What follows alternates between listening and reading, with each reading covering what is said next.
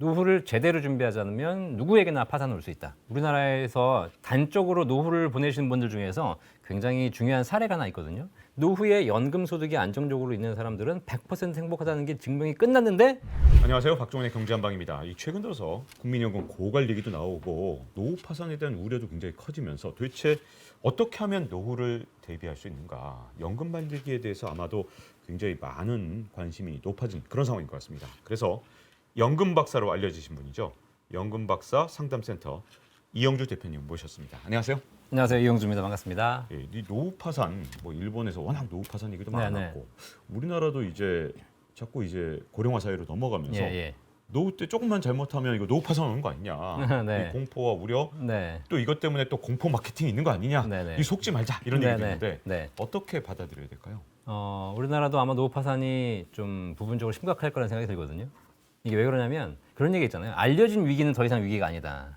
그러니까 이미 위기가 온다 하게 되면 사람들이 대비를 하고 있기 때문에 실제 위기는 오지 않을 가능성이 높지만 반대로 우리가 오지 않을 것이다, 괜찮다라고 생각하면 어느 순간 갑자기 위기가 오듯이 사실 일본은 노후 파산이 급격하게 오면서 굉장히 어려워졌잖아요. 우리나라도 마찬가지. 지금 사실 우리나라 경기는 크게 문제가 없어 보이지만 우리가 지금 주식, 부동산 이런 다른 자산에 치중한 나머지 노후에 대한 준비를 좀 덜 하고 있어요. 제가 상담을 해봐도 실제 노후에 대한 개념을 제대로 정립하고 하신 분들이 많이 없는데 오늘 제가 말씀드리겠지만 노후를 제대로 준비하지 않으면 누구에게나 파산 올 수 있다. 네, 그래서 꼭 제대로 준비하실 필요가 있을 것 같습니다. 그러면 이 노후에 어떤 식으로 대비를 했느냐가 진짜 중요할 것 같아요. 네. 자산을 막 불려놓는데 최선을 다해야 되냐, 젊었을 네. 때부터. 아니면 연금 형태로 딱 준비를 해놔야 되느냐. 어떤 방법이 노후를 위해서 조금 더 나은 방법일까요? 자산을 불리는 것에 대해서 제가 이견이 없습니다. 그런데 자산을 불리는 것과 노후를 준비하는 것은 전혀 다른 차원이라는 거죠.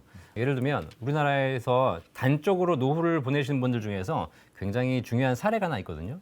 지금 퇴직하신 분들 중에서 노후를 행복하게 보내시는 분들을 보면 공통적인 직군이 있어요. 직군? 네, 이 증명이 끝났거든요. 네. 이 직군을 근무하다가 퇴직하신 분들은 모두 행복한 노후를 살고 있어요. 그 연금 많이 받으시는 그런 분들 직군 그런 거 아닙니까? 혹시? 그렇죠. 공무원, 교사 은퇴하신 분들. 네. 그러니까 우리가 사실 뭐 멀리 볼 필요 없이 이미 사회가 증명이 끝나가고 있는데 뭐 돈이 많으신 분도 있고 없으신 분도 계시겠지만 연금 받는 공무원, 교사 은퇴자들은 다 행복하더라. 그런데 또 하나 더 큰 증명이 있어요. 노후를 보내신 분 중에서 100% 불행한 분들이 계세요. 어떤 분들인데요? 누구냐면 공무원, 교사 하셨는데 네. 연금 받지 않고 일시금 받는 사람들. 옛날에 그거 좀 헷갈릴 때 그렇게 네. 일시금 받으신 분들 꽤 그렇죠. 있었잖아요. 네. 요즘은 별로 지금은 거의 없죠. 왜냐하면 그런 사례가 다 실패했다는 걸 이미 후배들이 다 알기 때문에. 사실 우리 사회가 제가 여기서 100마디 얘기 드려봐야 필요 없는 게 이미 검증이 끝났는데 노후에 연금 소득이 안정적으로 있는 사람들은 100% 행복하다는 게 증명이 끝났는데 우리는 아직도 어떻게 하면 내 주가 오를까, 어떻게 하면 내 집값이 오를까만 고민하고 있지 어떻게 하면 내 노후에 연금 소득을 만들까에 대해서는 생각하고 있지 않다라는 사실.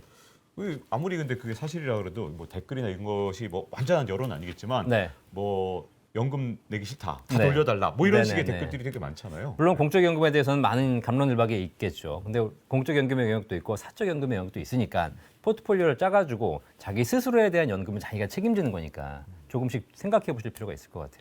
자, 그러면 노후에 이렇게 연금이 나오도록, 노후에 네. 월급이 나오도록 좀 준비를 미리 해나간다면 네. 뭐 모두가 공무원은 아니지 않습니까? 네, 모두가 그렇죠. 교사는 아니고. 네, 맞습니다. 그러면 이런 노후 월급을 준비하려면 맨 처음 해야 되는 일이 도대체 뭔지 이게 궁금해지는데요. 일단 내가 노후에 한 달에 얼마를 쓰고 싶은지에 대한 내 개인적인 목표부터 설정하는 게 되게 중요해요. 그게 뭐냐면 뭐 사실 뭐 노후에 한 달에 뭐 100만 원이 있으면 좋다. 뭐 300만 원, 500만 원, 어떤 분들은 1000만 원 있어도 모자라다고 하신 분들 계신데 그건 개인에 따라 다를 거 아닙니까? 그런데 내가 이 정도의 삶을 유지하려면 노후에 한 달에 얼마쯤은 있어야 되겠다라는 목표. 뭐 월 300, 월 500 이 금액을 딱 정하시고 거기에 맞춰서 내 연금 포트폴리오를 차근차근 수립해 가시는 게 되게 중요해요. 뭐 어떤 분들은 이렇게 얘기합니다. 뭐 급여의 몇 %를 저축해라 이렇게 얘기하는데 사실 그건 큰 의미 없는 얘기고 뭐 내가 실제로 얼마를 노후에 쓰고 싶은가에 대한 구체적인 수치 설정이 더 중요한 것 같아요. 그렇군요. 자, 근데 대표님이 이 흔히 강조하실 때 네네. 연금 잘 설계하면 네. 월 500만 원 월급 만들 수 있다. 이 말씀 많이 하셨는데 근데 네. 이제 현역으로도 500만 원 힘든데 연금을 네. 도대체 어떻게 500만 원을 준비할 수 있느냐 이렇게 네. 또 걱정하시는 분, 우려하시는 분들도 네네네. 많거든요. 많은 분들이 그렇게 생각하시거든요. 근데 그거는 연금에 대해서 기본적으로 내가 생각해보지 않았기 때문에 500이 너무 멀다고 생각하시는 것이지 사실 이미 준비하고 있어요. 사실 우리나라는 제가 이렇게 연금 준비할 때 뭘 더 해라라는 얘기 안 들어요. 제가 뭐 한 달에 500만 원, 1000만 원 만들라는 것이 아니라 기본적으로 우리나라 국민들의 대부분은 공적 연금 체계에 있습니다. 국민연금, 공무원연금. 네. 뭐 공무원연금은 좀 많은 연금이니까 뭐 피한다 하더라도 국민연금 보시면 꾸준하게 88년부터 준비해 오신 지금 은퇴 예정자들은 최소 한 달에 150, 200이 준비돼 있어요. 그리고 그렇지 않고 좀 후세대로 간다 하더라도 150, 150은 준비돼 있거든요. 근데 국민연금이 부족하신 분들이 뭐냐면 나는 국가에서 하는 국민연금 믿을 수 없어. 그건 국가가 뭐 내 돈 가져가는 거야라고 해서 부정적으로 생각해서 80년대부터 안 해오셨던 분들이 지금 없는 것이지 꾸준하게 해오셨던 분들은 연금이 최소 100에서 200 사이가 준비돼 있어요. 그다음에 퇴직금. 퇴직금은 내가 뭐 싸고 싶어서 하는 게 아니라 직장 생활 꾸준하게 20, 30년 하게 되면 퇴직 시에 적게는 1억, 많게는 2억을 받다 나오잖아요. 그것도 연금으로 환산하면 한 달에 100만 원 이상 연금 받을 수 있습니다.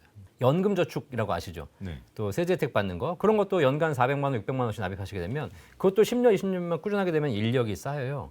그럼 여기서도 한 달에 100만 원 이상의 연금 확보가 가능해요. 공적 연금과 그다음에 퇴직금과 연금저축 이런 기본적인 것만 가지고도 나 개인적으로 2, 300의 연금을 준비할 수 있는데 중요한 건 그게 필요 없다고 생각하고 안 했기 때문에 안 되는 거지. 지금까지 해오셨고 꾸준히 한다면 노후 준비에 최소 3, 400의 연금은 가능하고 맞벌이 한다 그러면 사실 곱하기 2가 되는 것이죠. 흔히들 이렇게 연금 전문가분들이 이렇게 삼층 연금 이렇게 네. 강조하시잖아요. 네. 근데 이제 하나하나 좀 따져보자면 네. 이제 질문하시는 시청자 네네. 입장에서 제가 대신 여쭤보는 겁니다. 네네. 나 공적연금 못 믿겠어. 이거 다 고갈된다며. 그럼 네. 못 받는 거 네. 아니야? 그리고 네. 이거 거의 세금 아니야? 나한테 네. 뜯어가는? 이런 식으로 생각하시는 분들이 계시다면 어떻게 얘기하세요? 이게 사실 세대 간의 갈등을 조장할 수는 없겠지만 공적연금, 국민연금의 구조를 살펴보면 사실 기금이 고갈되고 어려워져 가는 가장 큰 이유가 뭐냐면 지금 나이 드신 분들이 국민연금에서 훨씬 유리한 혜택을 받으시기 때문이거든요. 이 방송 보시는 분 중에서 40, 50대 이상인 분들은 국민연금, 공적연금 중심으로 설계를 하시는 게 맞아요. 왜냐하면 아무리 따져봐도 다른 사적연금에 비해서 국민연금의 혜택이 가성비가 더 좋거든요. 그죠? 그렇게 많이 받아가시기 때문에 사실상 20, 30대의 기금이 고갈되는 거거든요. 뭐 그 부분에 대한 전금제도의 개혁으로 해결해야 될 문제지만 지금 받는 사람 연금을 깎지는 않을 테니 결국은 이제 은퇴를 얼마 안 남으신 분들은 공적 연금 중심으로 하고 제도가 바뀔 수는 있겠지만 그럼에도 불구하고 일반적인 사적 연금에 비해서는 국민연금의 가성비는 나쁘지 않다. 그러면 내 연금 설계 1순위는 공적 연금으로 좀 가야 되는 것이고 또 개혁이 어떻게 될지는 뭐 가봐야 알겠지만 그래도 지금 현재 구조상 막 깎고 이러지는 못할 테니까. 그렇죠. 지금까지 확보된 연금을 깎은 적은 한 번도 없었으니까 우리나라 네. 대한민국에서. 근데 이제 앞으로 이제 좀 더 악화된다 하더라도 네. 이미 받으시기 좀 정해진 분들은 좀 네. 다를 것 같은데요. 근데 네. 여기서 이제 또 하나 궁금해지는 건 네. 한때 인기였던 게 네. 국민연금은 원래 60살까지만 의무 납입이고 네. 이제 은퇴를 준비하신 분들 65살까지 이제 네. 좀 더 네. 오랫동안 내보자. 그러면 연금 액수를 늘릴 수 있는 거 아니냐. 네. 그래서 잠깐은 인기였단 말이죠. 네. 여전히 이게 네. 유효합니까? 그럼요. 그 추후납부제도라고 아시죠? 네. 과거에 안 낸 것을 나중에 낼 수 있는 제도, 또 반납제도라고 있었어요. 지금도 있습니다. 과거에 해지하신 분들, 국민연금 해지하신 분들을 나중에 살려주는 제도. 원래는 말도 안 되는 제도죠. 그렇죠. 사실은 미래 세대한테는 좀 안 좋은. 그럼요. 예를 들면 네. 박정훈 기자님께서 20년 전에 KBS 퇴사하셨어요. 네. 그래서 나는 이제 딴 거 하다가 20년 후에 KBS가 너무 좋으니까 KBS 재입사하겠다라고 만약에 KBS 연락하면 받아줄까요? 그거 안 되죠. 그런 안 말. 되죠. 네. 나간 건 낙장 불입. 네. 근데 그걸 나중에 받아두는 제도가 추후납부, 반납 이런 제도예요. 그건 지금도 유효하거든요. 다만 제가 하나 더 말씀드리자면 추후납부 대상이 되시는 분들은 지금 하지 말고 연금 받기 전날 하셔도 큰 차이가 없다. 뭔가 이거 좀 설계는 좀 이상한 것 같습니다. 그럼 안 될 것 같은데. 뭔가? 네. 만약에 제도가 바뀌지 않는다면 왜냐하면 국민연금의 제도가 제가 봐도 아무리 봐도 이상한 게 있어요. 일찍 내나 늦게 내나 연금액이 큰 차이가 없는 구조가 돼 있어요. 아니 그러면 늦게 내면 굉장히 유리하네요. 그러니까요. 그렇죠? 원래 일반적인 개인 금융 상품들은 일찍 낸 사람한테는 경과 기간에 이자가 붙기 때문에 나중에 훨씬 더 많은 이자가 쌓이게 된 건데 국민연금은 가입 기간 자체를 보고는 있지만 그 가입 기간 10년이 과거에 10년을 냈는지 지금의 10년을 냈는지에 따라서 연금액이 큰 차이가 없다라는 사실이에요. 이게 그러면 의무 가입이 끝난 60세부터 65세 사이 그때도 이게 적용이 됩니까? 아니면 그것도 상관이 없어요? 적용되죠. 그러니까 의미가 60세에 끝났지만 내가 연금을 63세에 받는다? 네. 그럼 그 3년 동안도 낼 수 있거든요. 그때도 추후 납부도 할 수 있고요. 굉장히 큰 정보기도 하네요. 근데 네. 궁금해지는 건 네. 그렇게 해서 연금 더 받으려다가 추후 납부를 하고 뭐 여러 가지 방법으로 지금 연금액을 네. 올렸더니 네. 웬걸 건강보험료를 여기에다가 갑자기 탁 덮어씌우면서 야 네. 이제 뭐 2천만 원 너무 더 내 뭐 이런 식의 뭔가 네, 네, 네. 이상한 뉴스들이 막 나와요. 이게 무슨 얘기고 도대체 이것 때문에 혹시 손해 보는 게 아닌가라는 우려를 하신 분들이 그런 우려를 많이 하세요. 실제 사실입니다. 국민연금 받으시는 것에 대해서 건강보험료를 지금 현재 소득의 절반은 건강보험료 대상이 되는 것. 그런데 이제 사실 저는 그것과 무관하게 국민연금 준비는 더 하셔라라고 말씀드려요. 건강보험료를 더 많이 낼 수 있는 거 아니에요 지금? 뭐 현재 근데 집을 가지시는 분들에게 제가 여쭤봐요. 집값이 많이 올라서 양도세를 많이 내는 게 좋으세요? 집값이 안 올라서 양도세를 안 내는 게 좋으세요? 그러니까 결국은 비유가 그냥 팍 와닿습니다. 그럼요. 네. 어차피 내가 갖고 있으면 국민연금 갖고 있든 주식으로 갖고 있든 뭘 갖고 있든 소득이 생기고 거기서 발생한 것은 건강보험료 세금 다 내셔야 한다는 거야. 그런데 국민연금으로 더 늘리면 세금을 절반만 내도 되고 그리고 중요한 건 사실 이 제도가 언제 바뀔지 모르는 거잖아요. 네. 나중에 또 갑자기 또 세금을 줄여줄 수도 있는 것이고 또 여러 가지 제도가 바뀔 수 있는 것이기 때문에 그런 뭐 특히 기초연금과 연관돼서 가지고 그런 얘기를 많이 하시거든요. 네. 그러면 내가 무슨 뭐 기초연금 더 받으려고 국민연금 안 낸다 이런 얘기 하시는데 만약에 그렇게 해서 내가 기초연금 더 받으려고 국민연금 안 내버렸는데 제도가 바뀌어가지고 기초연금 모든 어르신에게 다 줘. 오 그럴 수도 있네요. 그럴 수 있잖아요. 지금 그런 얘기 나오고 있잖아요. 네네. 이번에 부동산도 정책이 그런 게 있었잖아요. 왜냐하면 청약 같은 경우에 대출 다 안 되고 무슨 뭐 의무 거주해야 되고 그래가지고 사람들 다 포기했는데 갑자기 1월 3일 날 원희영 장관이 발표하면서 다 풀어버렸잖아. 네. 그럼 그 전에 안 한 사람들은 완전히 그냥 뭐 바보가 되어버리는. 자, 그러니까 중요한 건 제도는 언제 바뀔지 모른다. 그런데 국민연금 수령액은 내 평생 가는 것이다. 네. 그러면 일시적인 단기적인 제도 변동을 보면서 내가 선택할 것이 아니라 국민연금은 최고의 가성비를 주는 연금이라고 생각하시고 가장 1순위로 준비하시는 게 좋은 것 같다. 국민연금은 노령연금 이게 개시가 되고 이런저런 소득이 생기시는 분들 네. 이런 분들도 있잖아요. 네. 혹시 이런 분들은 주의할 점이 없는지 있는지 이게 궁금한데요. 당연히 있죠. 있습니까? 사실 내 돈 내가 받는다는데 자꾸 국가가 간섭하는 거 좀 싫으시겠지만 네. 이게 사회복지제도이기 때문에 국민연금은 연금 개시 이후에 5년간은 일정한 소득이 있으면 국민연금이 감액됩니다. 그래서 아니 내가 딴 소득도 준비하고 국민연금 받으려고 했는데 이 소득 때문에 얘를 못 받게 된다는 이건 억울하지 않냐라고 하시지만 이거 어쩔 수 없는 복지제도. 그래서 뭐 지금 예상 보니까 한 월 한 7, 800 이상 소득이 다른 소득이 있으신 분들은 국민연금이 절반까지 감액이 되더라고요. 자, 그런데 국민연금은 대신에 5년간 감액을 받으면서 받지 마시고 5년을 연장할 수 있습니다. 네. 연기연금이라고 해서 지금 안 받고 5년 이후에 받는 것이죠. 그러면 수령 시점이 개시 시점이 늦어지긴 하겠지만 연금액이 1년 늦출 때마다 7.2%씩 연금액이 올라가요. 그거 진짜 너무 많이 올라가는 것 같아요. 그래도 괜찮은 거죠. 많은 사람들이 연기연금 했다가는 이거 국민연금 재정이 괜찮은 거가 할 정도로 그러니까요. 지금 엄청나게 올라가는 거 아닙니까? 사실 이게 옛날에 금리 높았을 때 제도 만들어 놓은 건데 그럼 금리가 저금리가 되면 이것도 바꿔야 되잖아요. 네. 그러니까 거꾸로 가입자 입장에서는 연기연금을 신청하는 게 상대적으로 상당히 유리할 수도 있다. 내가 어디 가서 이 7.2% 수익을 내겠어요. 네. 내가 연금 받아서 그 정도 수익 낼 자신이 없으면 그냥 늦추시는 게 훨씬 유리한 건데 더 문제는 뭐냐면 이 연금이 필요해가지고 당기시는 분들이 계세요. 당기시는 분들에게도 6%씩 팍팍 감액해버린다는 거예요. 오, 당겼을 때는 진짜 엄청나게 좀 손실을 볼 수도 있네요. 아니 이 제도는 사실 어려운 사람, 연금이 필요한 사람들에게는 팍팍 깎아버리고 오. 오히려 여유가 있어가지고 소득이 있어서 늦추시는 분들에게 팍팍 늘려드리는 철저하게 부익부 빈익빈 자본주의를 만들어내는 부의 양극화를 만들어내는 제도인데 이 제도가 사회복지제도에 있다는 거예요. 사실 이거 수정 안 하면 뭐하냐고 국민연금공단 직원들은. 그게 또 제도가 있으니 또 어쨌든 소개를 안 해드릴 수도 없고 이게 참 복잡합니다. 제도 자체가 개선됐으면 대상이 되신 좋겠는데. 분들은 이용하셔야 된다는 거죠. 이제 댓글에 아마 또 많이 달릴 겁니다. 아니 일찍 죽으면 다 소용없는 거 아니냐. 네. 그 유족들을 위해서 별로 도움이 안 된다. 내가 네. 이거 완전히 오래 사는 사람들만을 위한 제도 아니냐. 이런 네. 얘기도 할 수 네. 있는 거잖아요. 자, 그런데 제가 그래서 계산해봤어요. 그래서 해봤더니 국민연금을 일찍 좀 받으시건 늦게 받건 관계없이 한 80대 초반까지만 사시면 그러면 이제 그다음부터는 국민연금이 다 이익이 발생하기 시작한 겁니다. 전 구간대에서. 네. 자, 그렇기 때문에 80한 뭐 2세, 3세 이전에 돌아가실 것 같다. 그러신 분들은 국민연금도 빨리 받으시고 빨리빨리 땡겨 받는 게 좋겠지만 그래도 우리 지금 현재 기대연명이 한 85세 이상은 되지 않습니까? 그러니까 대부분의 연령에서 사람들이 80대 중반 이후까지만 사신다면 국민연금은 도움이 될 거다.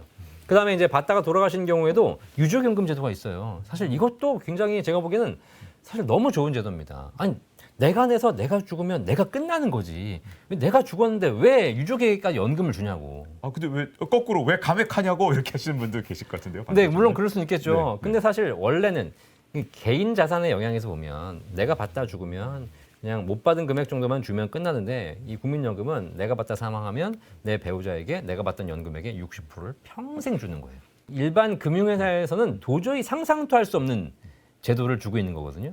그렇기 때문에 사실 이게 감액된다, 뭐 못 받는다 여러 가지 고민도 있으시겠지만 제도적인 차원에서 보면 굉장히 좋은 제도이기 때문에 이용하시는 거고 다만 이제 문제가 뭐냐면 옛날에는 유족연금의 처음 도입 계기가 뭐냐면 대부분 80년대 후반 90년대는 남자들만 일을 했잖아요. 네. 그리고 한 집에 맞벌이는 없었고 그러니까는 이 가장이 사망했을 경우에 배우자의 노후가 준비가 안 됐기 때문에 유족연금 제도를 만든 건데 지금은 다 맞벌이를 하는 경우가 많기 때문에 중요한 건 이 국민연금은 서로 중복 수령이 안 되는 문제가 있어요. 그래서 그런 부분에서 지금 약간의 좀 이슈가 있고 하지만 그럼에도 불구하고 유족연금 제도는 주는 입장에서 보면 굉장히 좋은 제도다, 후한 제도다. 네. 그걸 잘 한번 이용해 보실 필요가 있을 것 같아요. 자, 그리고 이제 또 하나 이제 실질적인 좀 걱정 중에 하나가 네. 제 앞에서 65세부터 연금 수령 나이, 제 나이부터입니다. 막 거의 그래서 네. 아니 이거 뭐야 딱 걸렸네 이렇게. 네, 69년생. 네, 그래서 저는 이제 사실 정확하게 한 살 그보다 어립니다만. 64세. 네. 근데 이게 제 앞에서 갑자기 65세로 바뀌는데 정년 나이는 60세란 말이죠. 네. 자, 그러면 5년 동안 어떻게 하지? 어떻게 먹고 살지? 이런 네. 문제가 생기지 않겠습니까? 네. 지금 프랑스 연금 계획의 가장 큰 문제도 그거잖아요. 62세에 연금 주기로 놓고 64세로 늦춘다라는 건데 은퇴 절벽, 은퇴 크레바스가 생기는 건데 이것 때문에 연금을 일찍 당겨받겠다 뭐 그런 얘기 하시거든요. 저는 이 문제는 그렇게 해결하면 안 될 것 같아요. 철저하게 이거는 고용, 노동의 문제로 해결해야 되는 문제다. 왜냐하면 사실 지금 평균 수명이 70세도 아니고 90세, 100세로 가고 있는데 50대, 60대라면 내 인생에서 가장 젊은 또 시간이지 않습니까? 그러면 일찍 퇴직해가지고 5년 먼저 받겠다라는 생각으로 연금을 땡겨받거나 일찍 개시하거나 그러면 전체적인 연금 수령액이 낮아지고 그거를 또 길게 받아야 되기 때문에 나중에 고갈될 수도 있는 거죠. 그래서 은퇴 절벽이라고 생각하지 마시고 그 시간 동안 연금을 일찍 받기보다는 내가 다른 소득을 창출해 넣는 작업을 좀 하셔야 될 것 같다. 근데 이런 얘기 들으면 그래요. 내가 근데 막상 퇴직하면서 할 일이 없다 하고 싶어도. 네. 자, 그 이유는 뭐냐면 우리 사회 은퇴 준비가 잘못되어 있기 때문이에요. 근데 인생 이막에 대한 준비를 차근차근 좀 오래전부터 해 오신다면 사실 내가 60세 퇴직하든 55세 퇴직하든 그 은퇴 크레바스의 기간 동안 일정한 할 일을 만들어낼 수 있고 그러면 오히려 연금 개시를 늦춰도 더 행복한 노후를 보낼 수 있기 때문에 이걸 숫자적인 개념으로 우리가 일찍 땡겨받으면 얼마 받고 이렇게 보지 마시고 내가 인생 이막에 할 수 있는 일을 같이 좀 준비해가는 작업이 필요한 것 같아요. 앞으로 노후 소득을 어떻게 확보하느냐 이 부분에 있어서 네. 공적 연금에 대해서 자세히 알아봤습니다. 연금을 수많은 자산 중에서 하나의 옵션으로 생각하시는 분들이 계시거든요. 그래서 해도 되고 안 해도 되고 이 생각 자체가 노후를 좀 위험하게 만드는 거죠. 이 방송이 혹시 3월 1일 이전에 나가나요? 네, 이전에 나갑니다. 그러면 네. 하셔야 됩니다. 지금 당장. 네, 지금 당장.